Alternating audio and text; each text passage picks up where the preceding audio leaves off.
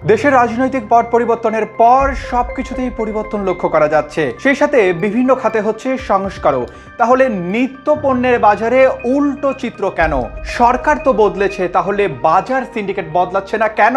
চাঁদাবাজি ও সিন্ডিকেটে হয়েছে কেবল মুখ বদল, ফলে নিত্য পণ্যের ঊর্ধ্বমুখী দাম এখনো পকেট কাটছে ভোক্তাদের। আগের সরকারের মতোই বাজারে কয়েকটি পণ্যের দাম নির্ধারণ করে দিয়েছে অন্তর্বর্তী সরকার, কিন্তু বাস্তবে সেই আগের চিত্র। বেঁধে দেওয়া দামে মিলছে না পণ্য, ব্যবসায়ীরা পণ্যের দাম বাড়িয়ে চলেছেন নানা অজুহাতে। সম্প্রতি অর্থ বাণিজ্য বিষয়ক উপদেষ্টা ডক্টর সালেউদ্দিন আহমেদ বলেছেন, নিত্য পণ্যের দাম কমাতে এরই মধ্যে শুল্ক প্রত্যাহার সহ নানা পদক্ষেপ গ্রহণ করেছে সরকার। তবে একেবারে তাদের দৌরাত্ম্য কমবে না, আস্তে আস্তে তাদের দমন করা হবে।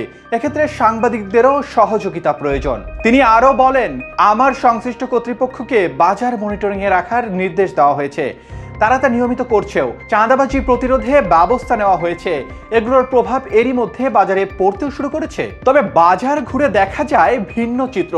ক্রেতারা বলছেন, কোনো একটি ইস্যু বা অজুহাত পেলেই দাম বাড়িয়ে দেন বিক্রেতারা, আর তাতে পকেট কাটা হয় ভোক্তাদের।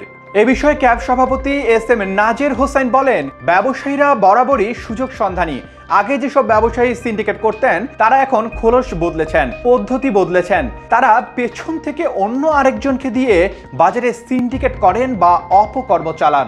বাজার সিন্ডিকেট নিয়ন্ত্রণে আইনের কঠোর প্রয়োগ দরকার জানিয়ে তিনি আরও বলেন, সরকার পরিবর্তন হয়েছে, এখন সরকারকে কিছুটা সময় দেওয়া দরকার। আশা করা যায় সরকার আইন প্রয়োগ করে সিন্ডিকেট ভাঙতে পারবে।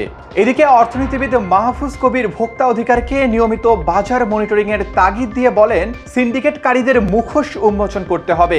এখনই সময় বাজার সিন্ডিকেট ভেঙে ফেলার। নবগঠিত নাগরিক কমিটির সঙ্গে যুক্ত হয়ে ভোক্তা অধিকার সিন্ডিকেটকে চাপে রাখতে পারে, এতে স্বস্তি ফিরবে বাজারে।